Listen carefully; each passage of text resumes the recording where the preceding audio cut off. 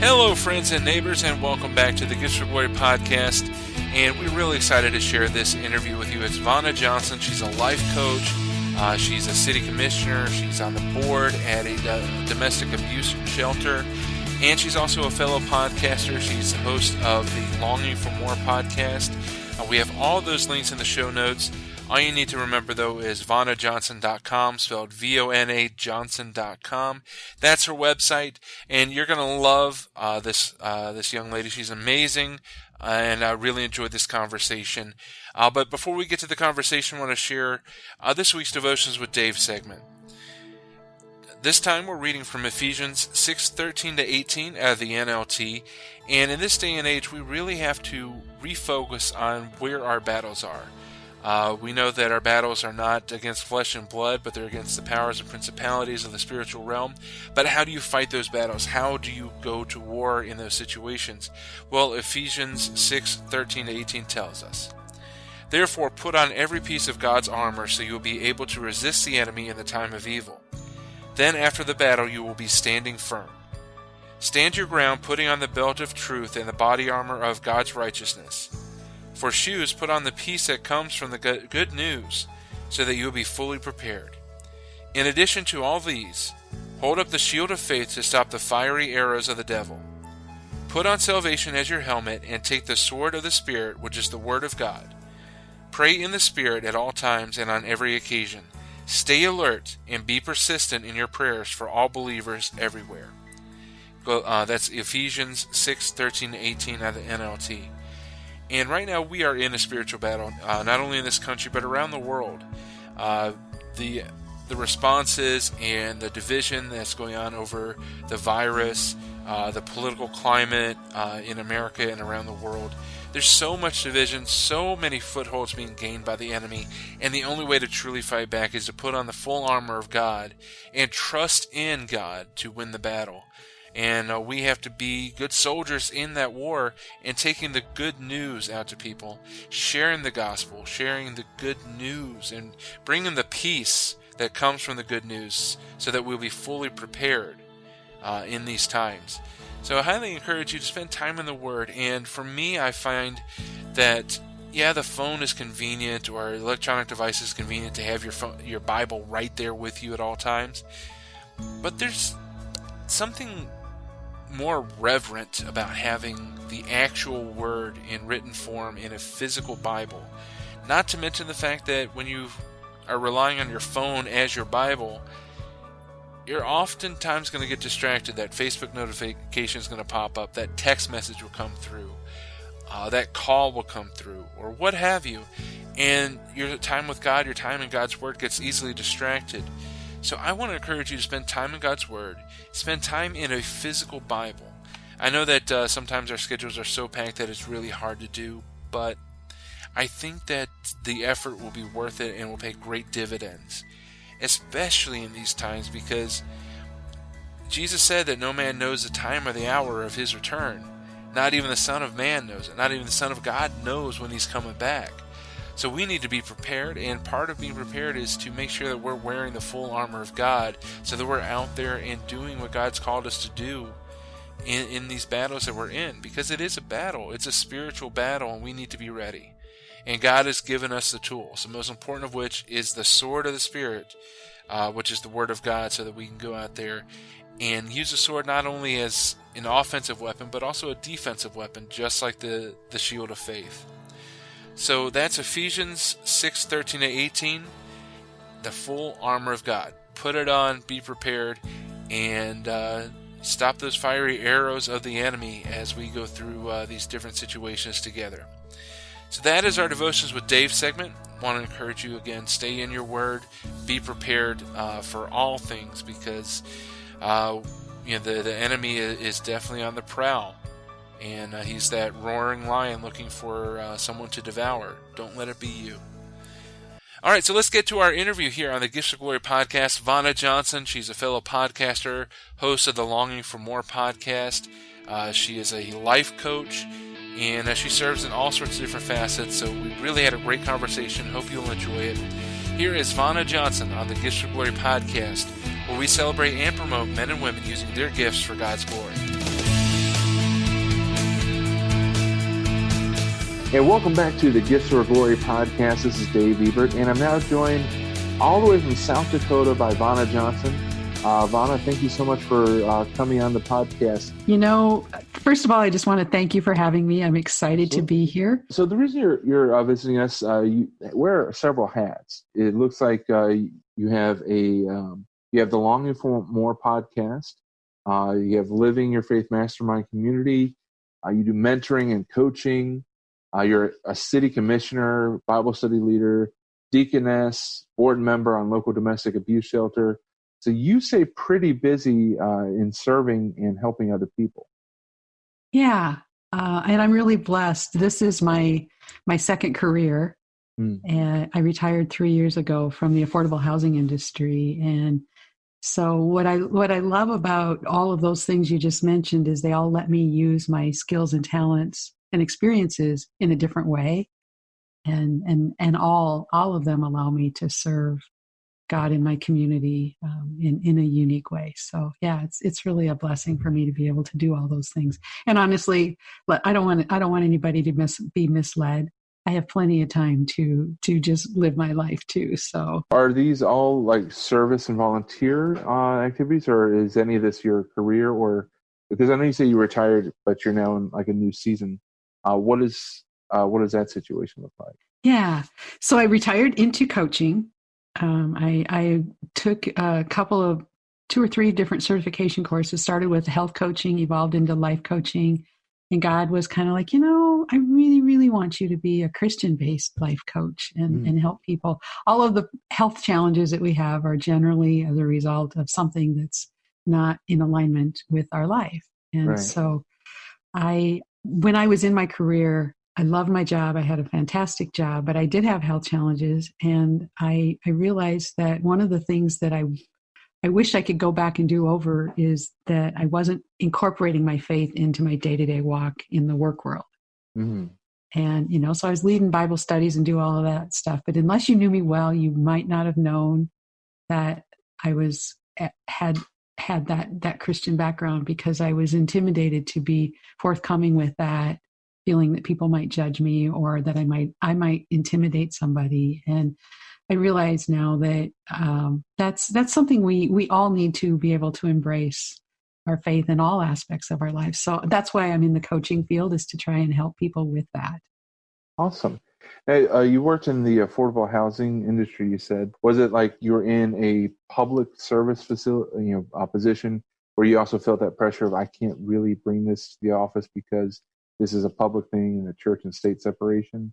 Yeah, to some degree. South Dakota is a pretty conservative state. So it's like everybody in my office pretty much were Christians when I was there. And so it wasn't that so much, but yeah, if it was, if I was going to be public speaking at a large conference, or if I was going to be even speaking at a small gathering of my owners and management agents, I always felt like, to be professional, I had to have that certain look and that certain appearance. And like I said, I got to know people really well, and they got to know who I was on that side of me. But I wish that I would have been more comfortable, more confident to be forthcoming about my faith.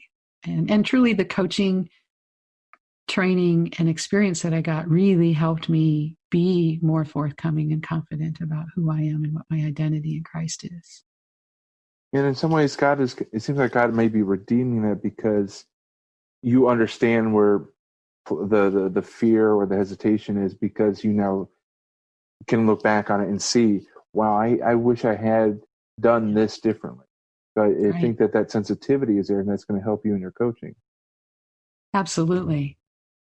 I believe that all of the experiences that we have in life help us to serve Him the way that He's calling us to serve. We all have a purpose, and all of the gifts, talents, and experiences that we have lead us. If we pay attention, we realize that they're leading us to that point. With the coaching, what do you call? Is there a model that you follow, or how do you determine how you're going to coach or mentor somebody? I'm a very intuitive coach. I have programs that I've designed, but I kind of offer, I basically have like discovery session. I call it my Discover Your More discovery session. And during that time together, I go through a series of questions and find out what it is the individual is really looking for. And based on those answers, I would offer, a 90-day or a 6-month coaching session, or I may offer just a one-off for a couple of months, depending on what their challenge is. I also have a mastermind, and maybe it's more just a matter of that they're struggling with what I used to struggle with, and they just need more encouragement and support in their work world, and don't really need that more intensive coaching that I can do. But I have the ability. I'm a master certified life coach, so I have the ability to really kind of dig deep into what some of those challenges, most of the problems that we deal with in life, a lot of them relate back to the beliefs that we've created about ourselves when we're very young.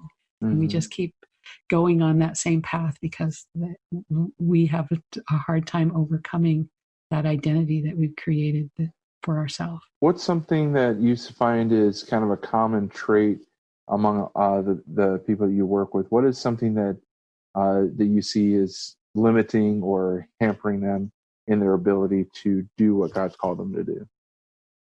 Fear.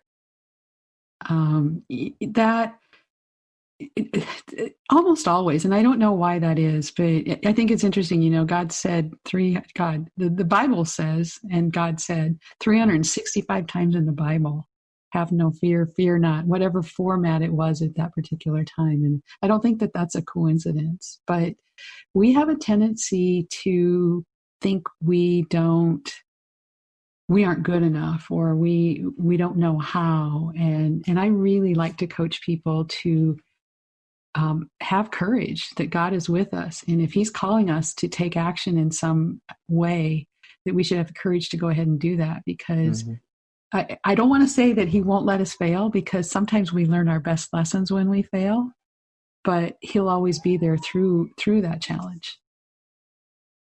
Now, as you coach, do you do exclusively, I know right now because of the lockdown and the quarantine that's going on nationwide, probably not, but do you focus more on face-to-face, or do you do a lot of remote work with the people that you work with?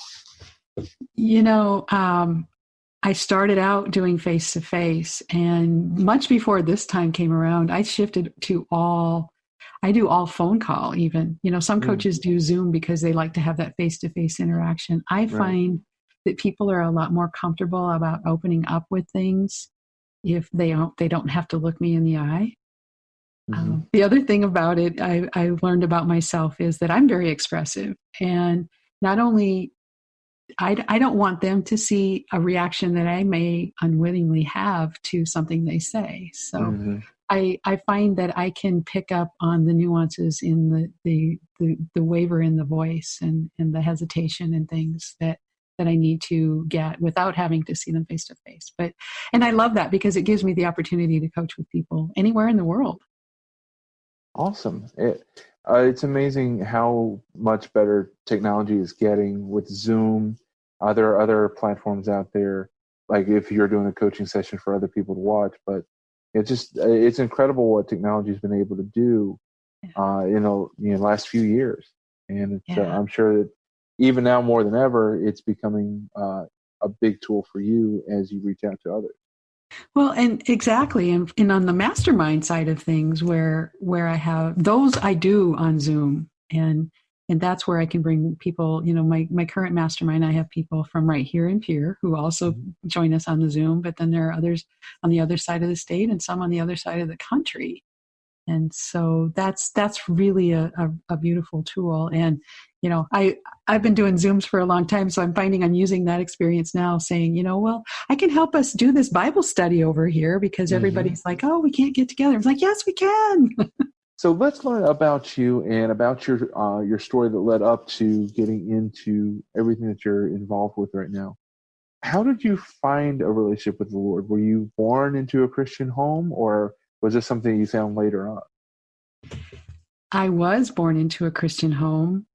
And I still remember fondly memories of going to that little steepled church in that little itty bitty town I grew up in, sitting right beside my grandmother. She was always, even if nobody else went, I was always there with her. And she was always so proud of me being able to find the right song and, following right along and everything. And when I was in probably junior high age, my parents got divorced. Oh. And my brother and sister and I were all at that age where we didn't really want to go to church. And the church we were in took some action, had a conversation with my mom that kind of made it easy for her to say, yeah, you're probably right, kids. Let's just not go there. And so we kind of stopped. And I found all kinds of really fun things to substitute going to church with that wouldn't necessarily be church-like, we'll just say. And had a great, all the way through college, I had a lot of fun. We can leave it at that since this was a nice, clean show. And what happened was, while I was in college, I found myself as a single girl, 23 years old, pregnant. And it's funny how the thing that could have ruined my life really turned out to be the most fabulous thing that happened to me, because that's when I realized that I needed more in my life. And it brought me back to the church. So I ended up, my son was born like spring break of my final year of college. I graduated in December, met my husband in January. No, actually February, the beginning of February. And then a year later we were married. So it was like I was all over the place in all the wrong ways. And then all of a sudden it was just like bing, bing, bing, graduate, baby, marriage, everything came together, got a great job. And I was fortunate to marry a man who was very faithful. And I joined his church and have really embraced all of that. And so that's really where it comes down to, was if I hadn't had that baby, and realized the need that I had, I literally remember laying there at nights just praying to God, bring me someone that I can raise this baby with. And, I talk about that in my podcast. So yeah, none of this is secret. It's all out there, but that's really was a turning point for me. That's awesome. And it just goes to show that there is nothing beyond the redemptive power of God. There's so many single moms out there that think that God's forgotten them or has left them or doesn't care. But even in the midst of that trial, you found God, and he's like, okay, I'm going to take care of you. I'm going to take care of your baby. Here's the man that you're looking for. And he gave you the strength to graduate college, because I'm sure it was incredibly difficult trying to get through college while you're building a spleen and building arms and legs inside you. I'm sure that you were really low on fuel. It's funny because I remember even back then people saying, how did you do that? And it's not anything different than today. I just did what I had to do. I took care of what was in front of me, and I didn't sit back and think about how sorry I felt for myself because I was in that position. I had a goal. I had a plan. Maybe not. Plan might be an exaggeration. I knew that I wanted to graduate from college. That was my primary thing. And I knew that I needed a career that would help me support that baby, because I didn't know what was on the other side of that. And so I just kept doing what I had to do. So was that one that you were pregnant with early on, was that your only child, or did you end up having more? I married into more. Okay. When my husband and I got married, I had my son. He had a daughter from a previous marriage, and then he had a stepdaughter from that previous relationship. So we blended our family, and we had his, mine, and theirs. Okay. So I became a mom. I went from a mom of one to a mom of three in a matter of, that 1 year, really. And nice. I would love to say that it was awesome from the start. Marrying into an established family relationship, there were challenges there, and I remember saying, praying, God, if I had known how hard this was going to be, I wouldn't have done this. Thank you for not showing me how hard this was going to be. I think that's one of the amazing things about God's wisdom is he knows how much we can take and process without overwhelming us to the point that we won't be like Isaiah and say, I will go for you. So I think he knows that in our finite minds, the breadth of the task that he may be asking would overwhelm us. So he gives us a chunk at a time. Right. And that's the beautiful thing of it. But that's also, there are just a lot of people that hold back from the purpose that he has for them because they can't see it all. And they're afraid to just take that step. And I like to help people through that. So when did you decide to get into podcasting? We really didn't touch much on your podcast, the Longing for More podcast. When did that start? Yeah, so I had been coaching for about a year and was struggling with getting clients, and I started listening to podcasts. And there was this one woman who was a beautiful faith-based Christian business podcaster, God-Centered Success with Mia Renee. Mm-hmm. And I highly encourage people to, if you're always looking for a good podcast, she's really amazing. But she offered a 90-day course on how to learn to become a podcaster. And I was like, hey, why not? And so I took that, and it was a God thing because I'd only listened to a handful of episodes probably by then, but I thought that it might be a good way to get my message out there because, first of all, people would tell me, you got a great voice. I really like that. So I was like, okay, well, let's put that to use. And so, 2 years in June will be my 2 year, when I started that. And it really, what happened was when I started out as a health coach and then I started shifting towards that Christian-based life coaching, I realized that I have a message that I need to get out to the world. And the podcast seemed like a good way to reach a lot of people. So when you dove in, did you dive in right away with a weekly, or did you take it slower with maybe it was weekly? I dove in with the weekly, and I haven't missed one yet. So I know pride's not supposed to be a good thing, but I'm kind of proud of that. That's okay. It's okay to be proud of accomplishments, but not have the pride of there's a fine line there. There's a nuance, I think, and it's okay to be proud of what you've been able to accomplish with God. I was going to say it hasn't been.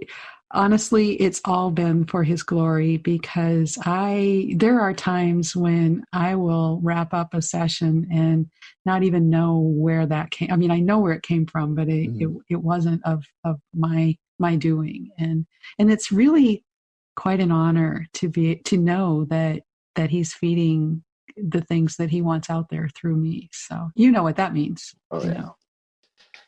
Starting a podcast was something that's on my mind for several months before I even started, and do it as inexpensively as possible. And again, just technology, able to connect through Zoom or Zencaster or these other products that are available. Most of them are free, and it's just a blessing to be able to connect with people that I don't think I would ever meet on this side of eternity other than through podcasting. Absolutely. And I have to be honest that I have been really blessed since I've gotten into the community of Christian podcasters.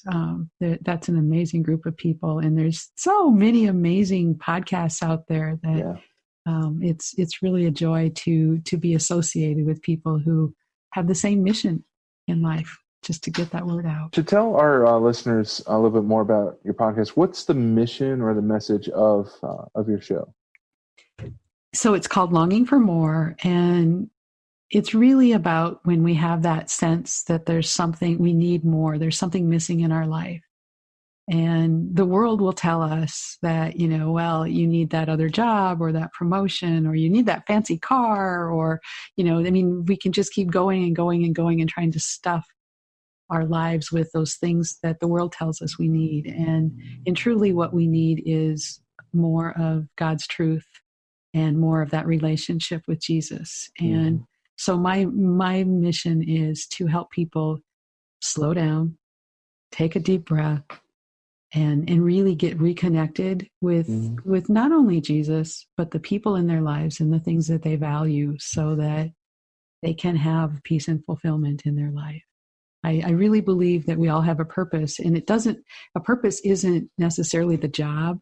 Our purpose is to share the message, and we can do that from wherever we are. I just like to help people think about how they could be incorporating that into wherever they are. That makes sense. Absolutely. That's beautiful. During your journey for now almost 2 years, what has surprised you most about hosting your weekly podcast?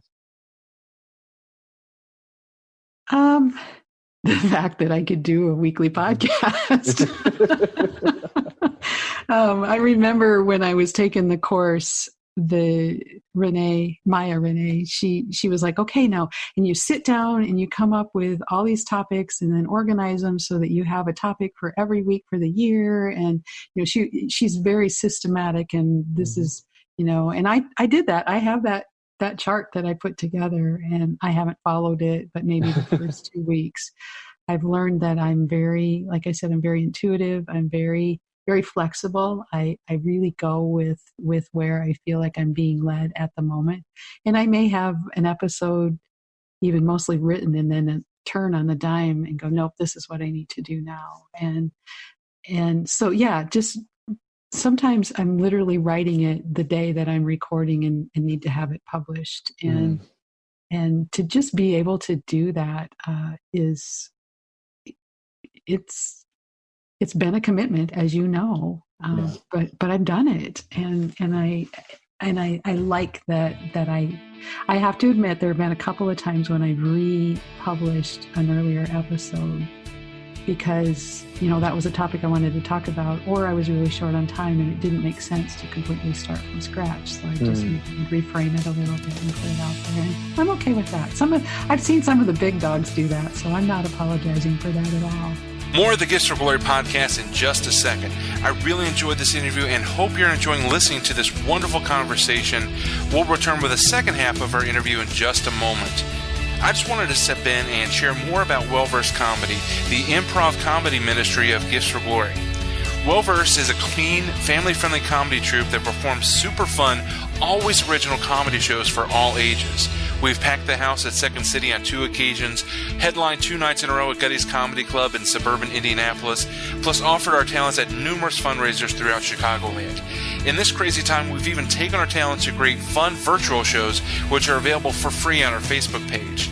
And we'd love to be your solution for entertainment for your next event in the future, or for a special online gathering to bring together your family, friends, co-workers, or small group. If you're looking for something special, we'd love to help make your gathering one to remember if for all the right reasons. So if we can help you out, please email improv@wellversedcomedy.com, improv@wellversedcomedy.com. And more of our interview next, right here on the Gifts for Glory podcast, where we celebrate and promote men and women using their gifts for God's glory.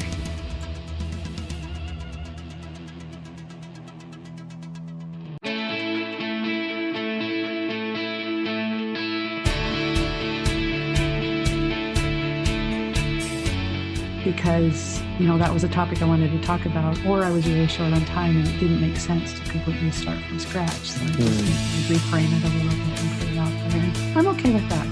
I've seen some of the big dogs do that, so I'm not apologizing for that at all. Has there been a moment where you've booked or scheduled an interview where you thought, wow, this is really a big deal, or this is somebody I'm really excited to speak with? Other than my interview, of course, but that would be at the top of the list.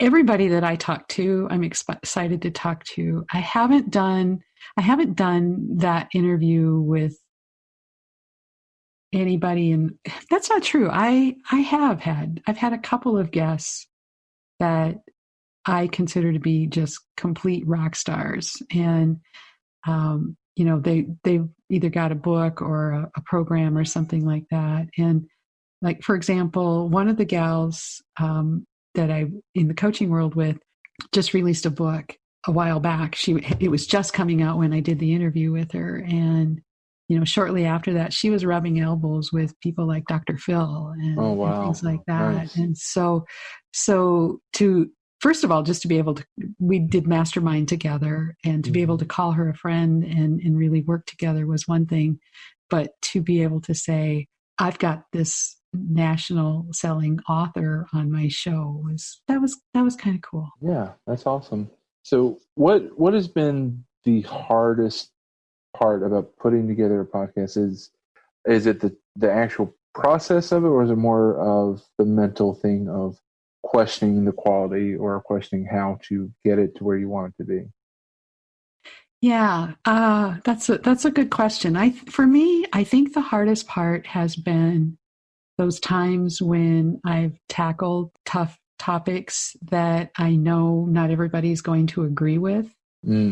And not that everybody always, I'm pretty sure there are people that don't agree with all the topics that I do. You're always going to find somebody that's going to disagree. But there have been topics that I've tackled that people I really care about don't agree with me. And so I've tactfully tried to tackle those and speak truth, as I believe the Bible speaks truth. And so those have been the ones that I've lost sleep over and have really made the commitment that if God gave that to me, he'll get me through it. And so far he has. And I've done that, and I've had some really amazing conversations with some of those people who are on the other side of those topics, and we're still really dear friends. So I think that that's pretty amazing too. If I'm hearing correctly, you've had opportunities to maybe have discussion or open up the Bible or share the gospel in certain ways on these kind of hot button topics with people that maybe your podcast wouldn't, without your podcast, you wouldn't have had that door. I think that's probably a true statement. What I find is, honestly, when I'm talking some of the tough topics, those are probably my monologues. All of my shows aren't guest spots. And I, again, because I'm so fluid about that, there isn't a set number of when, it's not half and half or anything like that. It's just whatever moved me. I don't know that I can say that I've ever had a conversation on the podcast where we were having a out and out disagreement on an issue on the show. Very good. One of the other things that I found really interesting on your bio was you're a board member on a local domestic abuse shelter. How long have you served in that, and how did that come about? I am literally brand new. It came about, though, because in my previous career, I was in the housing realm, and I literally was one of the key players in starting our statewide homeless consortium for South Dakota 20 years ago. Okay. And so I worked with the homeless population for years. Since I've retired, I've gotten to be, our homeless shelter has started a group of ladies that come together to help fund different activities that they can't fund through federal funds and things like that. And I've been involved in that. And I've just had conversations with the director about different things. And so literally just not even a month ago, she called and said, we have a spot. Would you be willing to sit on this board? And, my husband's first response was, are you sure you have time for that? Right. And the answer that I got was, out of all the things I'm spending my time on, I can't think of anything more important than this. And God will give me the time to do that. So it's just so important because people who, it goes back to all of the things that I coach on. We need to have confidence and not be afraid. But people who have been abused like that, if they're in that shelter, they're coming from a situation where they've been convinced that they aren't worthy. And I would love to be able to help them see themselves from God's perspective and realize their value. And so it's just a huge opportunity to serve. And if I haven't learned anything else since I become an entrepreneur, it's just when God calls you to serve, you just say yes and know that he'll take care of the details. That's so awesome. And I think that to hear that you're from South Dakota, it's not necessarily known as a place where this would be needed, but it also speaks to the fact that these kind of things happen everywhere, no matter where you're at. So hearing that somebody's willing to serve, is it a faith-based shelter, or is it more secular? I would say that it's more secular. I know that at least some of the people that I know that work there are Christians, but no, it's not a church base. It's a nonprofit that is secular based. But you were going in there carrying the light, and as a board member, will you also be serving with the people residing there, or is it more kind of a hands-off helping to orchestrate and make sure it's successful? I can see some of that. I've actually have gone in and had sessions. I've worked individually with some of the gals at the shelter before, and I went in and I kind of tried to start like a conversation group, a focus group or whatever. And honestly, that was harder than I thought it was going to be. Mm-hmm. It was harder to get them to talk about their challenges. And I realized, that was when I was first kind of starting this journey on the coaching side of things. And I now know that I needed to spend more time just building that know, like, and trust factor. Mm-hmm. So I think I'll have opportunities to do that, to do more of that. And the gals, the people who are on the committee that voted to bring me on the committee, there is no more hiding my faith kind of thing. They know exactly where I'm coming from. So if they didn't like that, I'm pretty sure they wouldn't have invited me in. So right. Well, that's awesome. And again, you have so many hats that you're doing: the podcast, the mastermind community, mentoring and coaching. A city commissioner. Are you currently a city commissioner? I am currently a city commissioner. And that's a hat I never thought I was going to wear. So is your city set up where you're a part of a board, or are you like the city commissioner in charge? So we are set up, and I don't know the terms actually. We are home rule, whatever. We have a mayor, and we have a city administrator. And then in addition to, so the mayor is part of our city commission, and then there are 4 others of us that are on the commission. So I am actually on the commission. I meet every week with the commission, and we approve all the policies, all the boards, all the budgeting, all of that for the city. It's a very small town. Right. I realize in larger communities, those would be split up, but I'm actually the Parks and Rec liaison for our commission. So that's a fun place to be. Awesome. It's really kind of cool to see how many places of influence God has put you in. Yeah. What I've said about the city commission is when I was at housing, lots of bricks and mortar, and I did finance and kind of that edgy stuff. And I always felt like when I had to put on my hat to deal with tenant problems and things like that, I always called that the softer side of housing. And I enjoyed that, but it was a smaller piece of what I did. And when I became a coach, it was like I changed the sizes of hats, and coaching was all soft side of the business. And so literally when I did not run for city commission, and when I've said many times, if I had been reading a newspaper and saw a full page ad that says, "We need you to run for city commission," I'd have turned the page. There was nothing in me that wanted to do that, or was even remotely thought I qualified for that. But when our mayor was elected in as mayor 3 years ago, he called me the next day and said, "I want you to consider being appointed to fill my spot that I'll be vacating when I become mayor." And when somebody compliments you that way, it's really hard to say no. When somebody sees that ability in you, and truly I was like, "God, are you sure? Where does this fit in the scope of things?" But I really do believe it's the influence, it's the ability to show the world that you can be faith-based and have a position of influence. So it gives me that hard edge side of stuff to balance out the softer side of coaching, really. I still get to do budgets and make decisions and all of that. Oh, the fun stuff. Yeah. Well, Vona, it's been such a blast talking to you. There are 2 more segments to our show.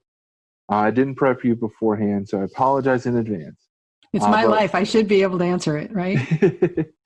What we do is we do an interrogation where I ask you 7 quick questions, random, just to kind of get to know you a little bit better on the way out. And after those 7 questions, I'll ask you for your wise counsel for anybody that wants to get into using their gifts for God's glory. So I will give you that heads up. But Okay. let's, if you're ready, we'll start the interrogation and see what we get. Let's do it. First question, favorite activity to do during your free time? Oh, read, no doubt. Greatest influences in your life, what are they? My grandma Marie.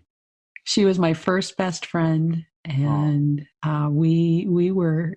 Everybody knew that Vona was Grandma's favorite. Nobody challenged that, and we were amazingly close all of my life, and that was a real gift. Awesome, great.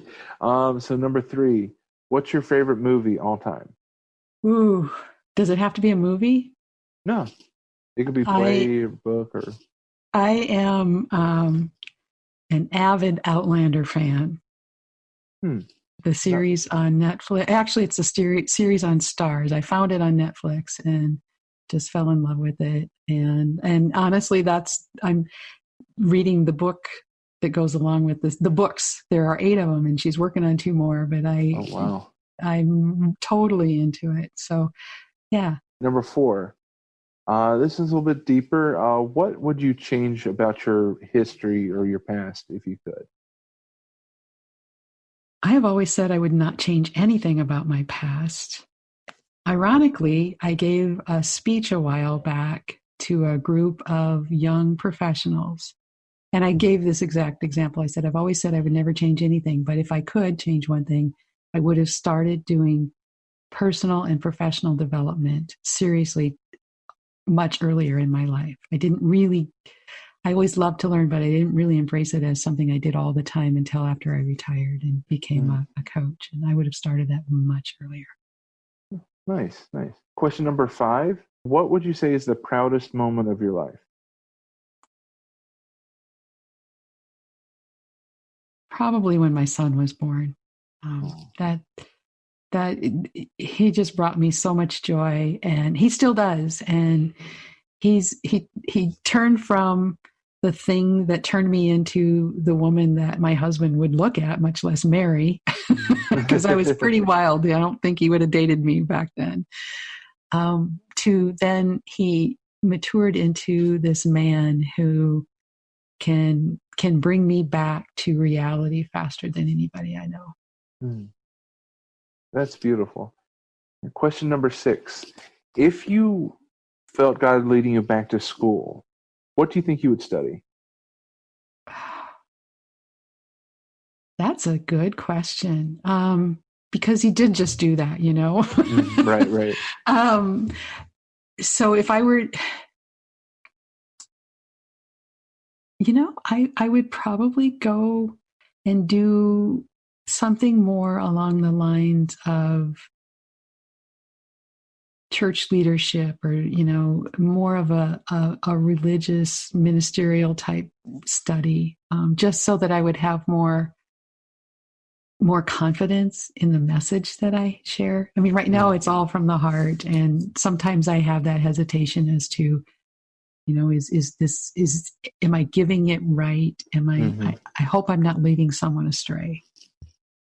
Awesome. So the final question would be, if you had no limitation whatsoever, and anybody you ask would say yes, whose story would you most like to share on the Longing for More podcast?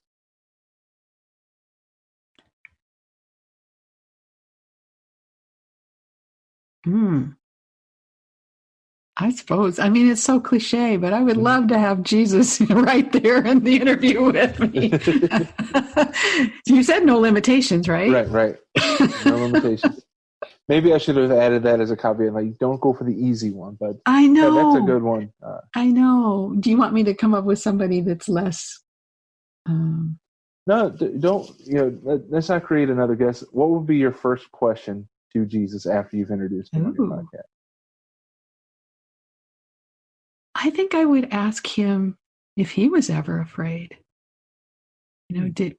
How did he get to that point? Actually, no. What I really want to know is, when did he know that he was the Messiah? Or did he always know it? Right. Because, that's something you got to want, that I've wondered is, did he come of age and then know through revelation, or was he like immediately, as soon as he had the mental ability to be cognitive, like, oh yeah, I have a duty here? Yeah, I don't know. I think that would be I think whichever one of us gets there first needs to ask him, and then somehow get the message back, if you would, okay? Or I will. Yeah, whichever. I didn't mean to assume. I don't know how we get the message back. Maybe just take notes, and when the other one gets there, I don't know. I think that's a great question. Thanks for making me think about that. So if I beat you there, or the way things are going, and you look at current events, we may all be going up at the same time. I don't know. It's funny because I literally just this afternoon recorded a message about how we don't know when our time is coming, and we all need to have that conversation. Have you ever heard the story that, if you have just a minute, maybe you need to get going? No, go ahead. James Dobson tells a story about, he was with someone who died. The guy literally died in his arms from a heart attack. And he tells how he went home and he told his son how, regardless of anything else that happens in your life, all you need to do is make sure that you are there when we join together for that reunion in heaven. And I think we all need to have that conversation with the people we love. Just be there. Absolutely. I think I just answered your last question without letting you ask it again. No? Well, we can recap. So the final question of every interview is, what's your wise counsel to somebody that's either searching for or knows their gifting and wants to use it to honor and glorify God? I think my wise counsel to that is what I tell everybody, and that is, really find that quiet space in your day. Make that quiet space if you need to, whether it's get up earlier or whatever. Don't look at your phone right away. Don't turn on the TV, any of that stuff. Go sit down with the Word and with Jesus and see what he has in store for you that day. That's what I would change about my previous life if I could, is I would have been asking him what his will for me is each day, instead of just charging ahead thinking I knew what I was supposed to do. And so if somebody is looking for that thing in their life, ask him. And if you're not getting answers, maybe you do need to talk to someone who can ask the right questions to make you think about that, because the path is there. The breadcrumbs are there. Sometimes we just need help putting them all together to figure out what it's supposed to look like. Absolutely. Well, Vona Johnson, it's been a pleasure spending another hour with you, getting to chat, talk about everything. For more, and these links will be in the show notes, VonaJohnson.com. That's VONA Johnson.com. And there you can also find the Longing for More podcast. By the time that this one goes out, you should be able to find an interview with a certain someone. So if you want to check that out, be sure to do that. But there's a lot Comedy 101, remember? Yeah, episode 101, Comedy 101. That's right. So check that out. Also check out episode 100, which you'll have Missy Phillip, who founded the Spark Christian Podcast Conference, which had its debut this year. And Misty is also going to be a guest here on the Gifts for Glory podcast to talk about that as well. So awesome. So Vona, thank you so much for coming on, and I hope you are safe and stay healthy there in South Dakota. Now, one thing I did want to ask, earlier in the podcast, you mentioned the name of the town that you're in, and I think you pronounced it differently than most people would. What's the correct pronunciation? Now, this is a deep secret. Oh, okay. It's Pierre. Pierre. It's spelled Pierre, but it's Pierre, and that's how we weed the non-natives out from the natives. If you say Pierre, we know right away you are not from these parts. So, okay. Pierre, South Dakota. Pierre. I like that. Pierre rhymes with beer. Yes. They do that in Kentucky too, for Louisville. If you say it like you've got marbles in your mouth, you're doing it right. But if you say Louisville, they're like, oh, they're out of town, or or something. So that's good to know. That's good to know. So awesome. Thank you so much. This has been a blast. I've really enjoyed the conversation, and I look forward to more in the future. Hopefully we'll get that chance.